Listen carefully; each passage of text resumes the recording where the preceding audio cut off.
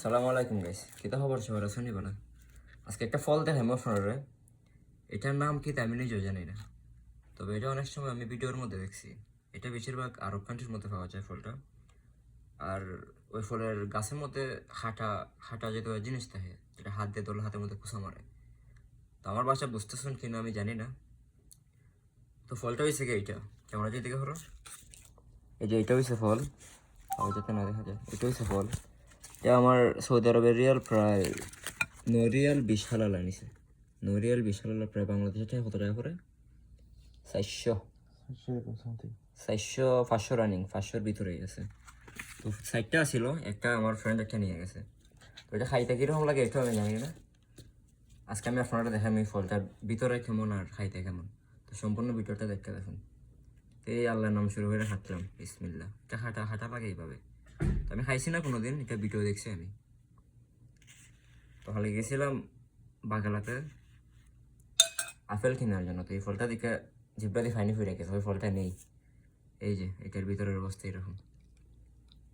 তো ভিডিওটা না চাইলে দেখতে দেখো পুরো ভিডিওটা। এটা ইয়ার মতো লাগে না জুবাইর ভাই? এই যে কালারটা একদম আমের মতন।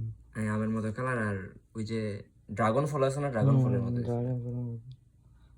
সো এটা হচ্ছে এটার ভিতর। খাইতে কিরকম লাগবে আমি জানি না, অবশ্যই আমি জানাই খাইতে কিরকম লাগে। বিসমিল্লাহ।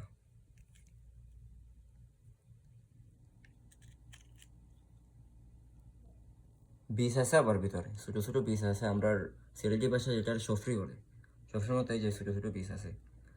তো বিসমিল্লাহ করে খাইয়ে দিই কীরকম লাগে। বিসমিল্লাহ। কোনো স্বাদ নাই,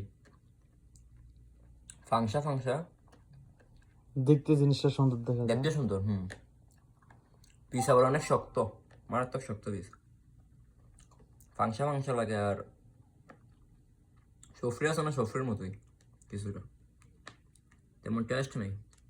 এই ফলের নামটাই কি, এটাও আমি জানি না। এটার নাম কি যদি কেউ জানিয়ে দেখুন, আমার কমেন্টসে জানাবেন ফলের নামটা কি। আল্লাহ হাফেজ, আসসালামু আলাইকুম। নামটা জানাবেন। আল্লাহ দিলে